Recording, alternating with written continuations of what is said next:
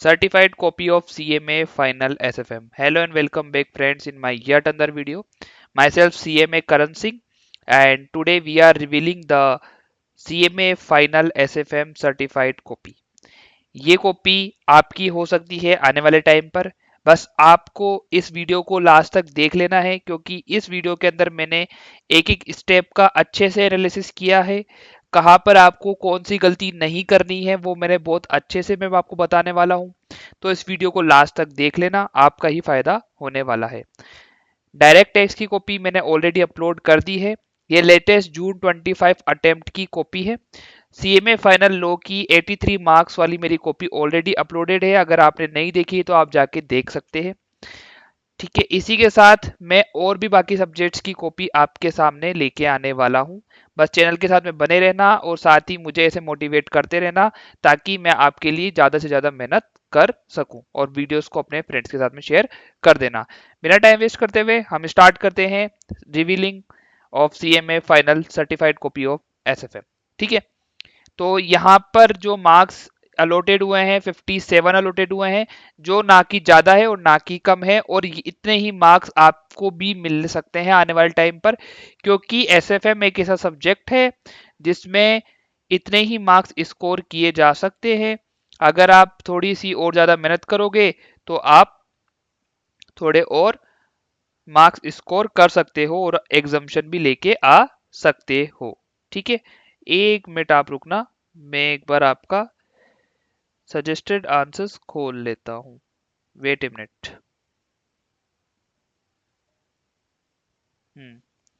ठीक है, एक तरफ हमारे पास में है सजेस्टेड आंसर्स और एक तरफ हमारे पास में है सीएमए फाइनल की सर्टिफाइड कॉपी। ठीक है, चलो स्टार्ट करते हैं। जैसे कि आपको पता है, एमसीक्यूज जो है वो आपको ओएमआर शीट पर देने होते हैं। किसी भी चीज की जस्टिफिकेशन की कोई जरूरत नहीं है। ठीक है, तो ये जो एमसीक्यूज मेरे एक बार आप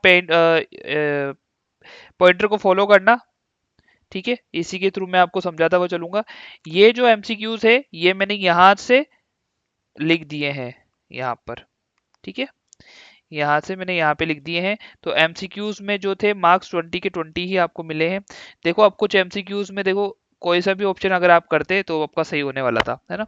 तो आप एक पेपर को मैंने तो एनालिसिस कर लिया है। आप इस वीडियो को देखने के बाद, ये देखने से पहले एक बार पेपर दोबारा से पढ़ लेना, जिससे आपको थोड़ा सा और अच्छा समझ में आए। ठीक है, तो यहाँ पर भी देखो 20 मार्क्स अलॉट हुए थे, जो कि बिल्कुल सही है। मैं इसलिए चेक कर रहा हूँ एक एक चीज को, क्योंकि काफी स्टूडेंट्स जो बोलते हैं कि हमें मार्क्स पूरे नहीं मिलते। तो मैं आज आपको पूरा बताने वाला हूँ कि मार्क्स कहाँ पर कटते हैं, कहाँ पर आप अपने मार्क्स ज्यादा स्कोर कर सकते हो।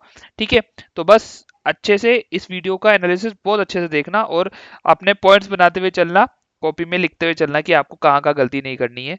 ठीक है, डिस्क्रिप्टिव क्वेश्चन से स्टार्ट कर रहे हैं अपन।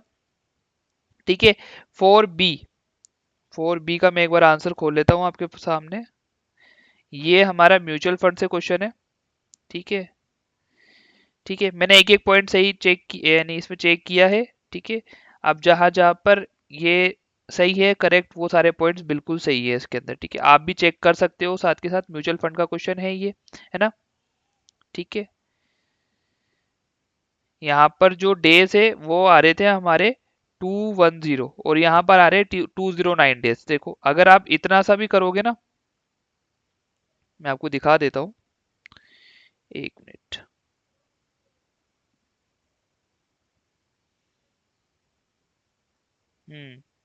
ये देखो, 71 डेज, 71 डेज यहाँ पे सही है। 210, 209। आप ये मत सोचना कि अगर आप एक दो दिन ऊपर नीचे लिख के आ जाओगे तो आपका मार्क्स मिल जाएंगे पूरे। आपको एग्जैक्ट सही लिख के आना है यहाँ पर। 341 डेज, 346 डेज, देखो ये गलत हो गया यहाँ पर। ठीक है, तो इन चीजों को आपको खासकर से ध्यान रखना है। ठीक है, यहाँ पर 3 आउट ऑफ 7 मिला है, इसको अपन थोड़ी सी हार्ड चेकिंग बोल सकते हैं।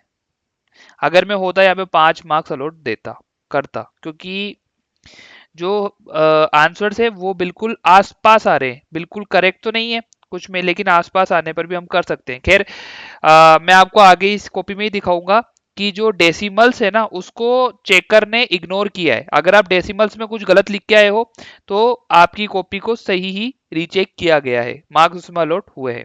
नेक्स्ट है हमारा 4 का ए। 4 का ए, ठीक है। ये देखो, वैल्यू ऑफ बॉन्ड, बॉन्ड का क्वेश्चन है, बिल्कुल करेक्ट है। अब देखो यहाँ पर आप डेसिमल्स, देखो यहाँ पर डेसिमल अलग है, यहाँ पर डेसिमल में देखो 0.26 है, यहाँ पे 0.82 है, तो उसको इग्नोर किया है। ये ऐसे नहीं कि आपका डेसिमल भी सही होना चाहिए, उसमें कोई दिक्कत नहीं है, ठीक है। ये आप मैच कर सकते हो, एक एक मैंने देखा है पेपर को उसके बाद। अब देखो यहाँ पर देखो एक्स्ट्रा मार्क्स अलॉटेड हुए, अब मैं बताता हूँ कैसे। यहाँ पर एक्स्ट्रा मार्क्स कैसे मिले हैं, ठीक है। अगर आप गेन देखो, सबसे पहले तो ऑप्शन 3 इज बेस्ट, इसमें भी वही बात लिखी हुई है, लेकिन गेन जो इसने निकाला, इन्होंने निकाला है ना, वो अलग है और अपने पास में गेन अलग है, लेकिन यहाँ पर फुल मार्क्स अलॉट हुए हैं, ठीक है। तो मार्क्स किसका अलॉट हो रहा है? ऑप्शन सेलेक्ट करने का अलॉट हो रहा है, ना कि गेन निकालने का, ठीक है। तो इस इन पॉइंट्स को थोड़ा सा अपने माइंड में बिठा के चलना आप, है ना। आपको पॉलिसी कौन सी लेनी है वो अच्छा बताओगे तो भी आपको मार्क्स पूरे मिल जाएंगे, ठीक है। नेक्स्ट है हमारे पास में 3 का ए। 3 का ए, अब देखो स्टैंडर्ड डेविएशन हमारे पास में ये बिल्कुल सही है, ये देखो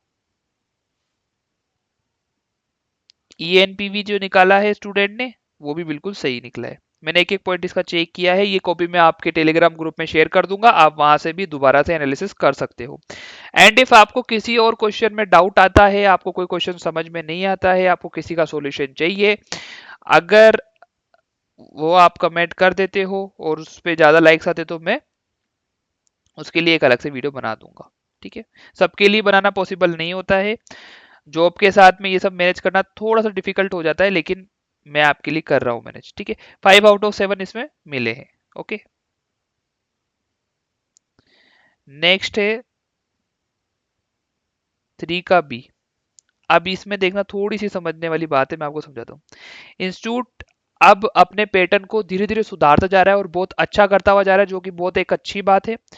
अब आप देखोगे कि इंस्टीट्यूट अल्टरनेटिव सॉल्यूशंस भी देने लगा है साथ में, जो कि बहुत ज्यादा सही है, ठीक है। अब ये जो स्टूडेंट ने क्वेश्चन सोल्व किया है ये अल्टरनेटिव सॉल्यूशन से किया है।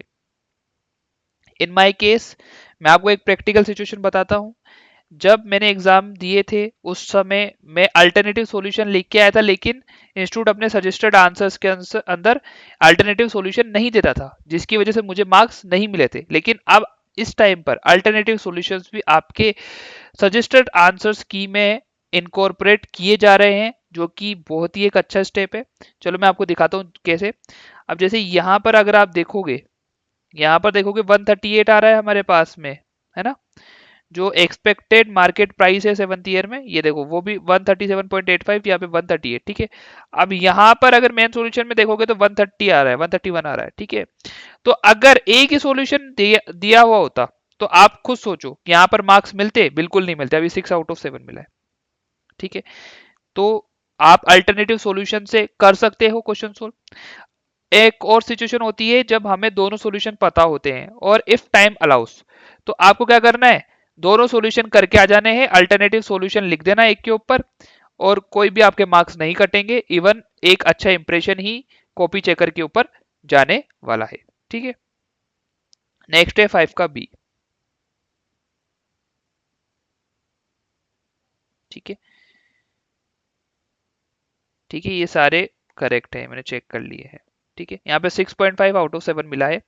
अब एक सजेशन में और मैं दूंगा, इस कॉपी के अंदर अगर आप देखोगे थोड़ी सी चीजें कंजेस्टेड दी करी हुई है, इसको आप थोड़ा सा और ओपन अप करके कर सकते हो, लेकिन मार्क्स यहाँ भी पूरे मिलेंगे। लेकिन अब प्रैक्टिकल सब्जेक्ट में यही तो एक अच्छी चीज होती है कि प्रेजेंटेशन मैटर करता है, लेकिन इतना मैटर नहीं करता है जितना थ्योरेटिकल सब्जेक्ट में करता है, ठीक है।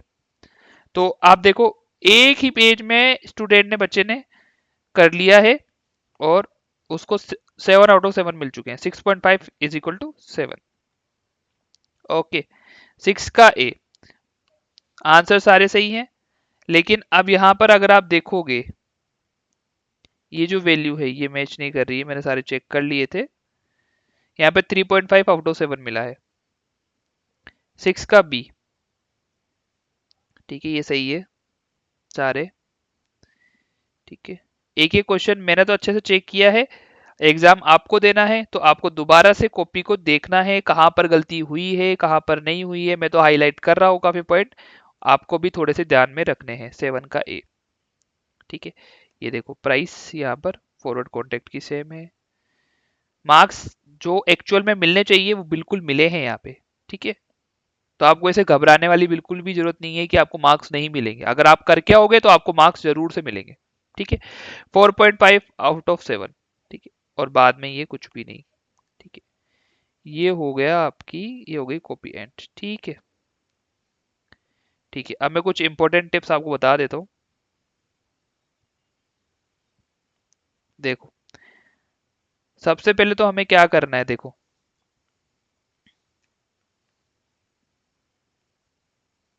ये सिर्फ ओनली एसएफएम के लिए बता रहा हूं मैं ना। देखो, प्रैक्टिस बहुत ज्यादा करो, प्रैक्टिस में बिल्कुल भी कमी मत छोड़ो। ठीक है, दूसरी चीज क्या है, थोड़ा सा प्रेजेंटेशन पे ध्यान दो। ज्यादा नहीं, थ्योरेटिकल सब्जेक्ट नहीं है जैसे कि मैंने आपको बताया, लेकिन थोड़ा हमें ध्यान देने की जरूरत है। ठीक है, थर्ड थिंग क्या है, सिर्फ फॉर्मूला मत लिख के आना। अगर सिर्फ फॉर्मूला लिख के आ गए तो कोई भी आपको मार्क्स नहीं मिलेगा। जैसे कि अभी आपने देखा कि जो आंसर्स हैं वो एग्जैक्ट नहीं है कई जगह, लेकिन बिल्कुल सिमिलर है। जैसे मान लो 240 उसमें दिया हुआ है और 242 बच्चे ने लिखा है, स्टूडेंट ने लिखा है। ठीक है, लेकिन फिर भी उसको मार्क्स नहीं मिलेगा। फिर आप ये कैसे एक्सपेक्ट कर सकते हो कि आप सिर्फ फॉर्मूला लिख के आ जाओगे। काफी स्टूडेंट्स का आता है, सर मैंने तो फॉर्मूला लिखा था मुझे एक भी मार्क्स नहीं मिला। अरे भाई, आप एक प्रोफेशनल एग्जामिनेशन दे रहे हो, सिर्फ फॉर्मूला लिखने से मार्क्स नहीं मिलता है। ठीक है, या फिर आधा क्वेश्चन सोल्व करने से मार्क्स नहीं मिलता है। स्टेप मार्किंग बिल्कुल होती है, भर भर के होती है जैसे कि मैंने आपको दिखाया, लेकिन उसका भी एक वे होता है, तरीका होता है करने का। ठीक है, तो इस कॉपी से होप्सो आप काफी कुछ समझ चुके होंगे, है ना। ऐसे ही आने वाले टाइम पे मैं और कॉपीज भी आपके लिए लेके आता रहूंगा। और भी किसी चीज की आपको हेल्प की नीड है, आप कमेंट बॉक्स में मुझे बताइए। मैं ज्यादा से ज्यादा कोशिश करता हूं कि आपके जितने भी कमेंट्स में डाउट आते हैं, क्वेरीज आती है और कुछ डिमांड आती है, उनको पूरा करने की पूरी पूरी कोशिश करूं। ठीक है, तो बस ऐसे ही चैनल को अपना प्यार देते रहना। हमें आगे बढ़ना है, हमें सीएमए को एक अच्छे प्रोफेशन पे पहुंचाना है, जिसके लिए आप सभी को पास होना होगा और हमारे इंस्टीट्यूट के लिए आगे काम करना होगा। ठीक है, हमेशा सबकी हेल्प करते रहो। मैं ज्ञान तो दूंगा नहीं ज्यादा, लेकिन एक बात ध्यान रखना, अगर आप दूसरे की हेल्प करोगे आपके साथ में ऑटोमेटिक अच्छा होता हुआ चला जाएगा। ये मेरा प्रैक्टिकल अनुभव है। ठीक है, तो उस बात को ध्यान रखना, be a helping hand always, ये हमारी टैगलाइन है। बस इसी के साथ में मैं वीडियो को एंड करता हूं। मिलते हैं नेक्स्ट वीडियो के अंदर, तब तक के लिए बाय बाय, थैंक यू। आप यहां तक बने हैं, बहुत बहुत थैंक यू। ठीक है, मिलते हैं नेक्स्ट वीडियो में, बाय।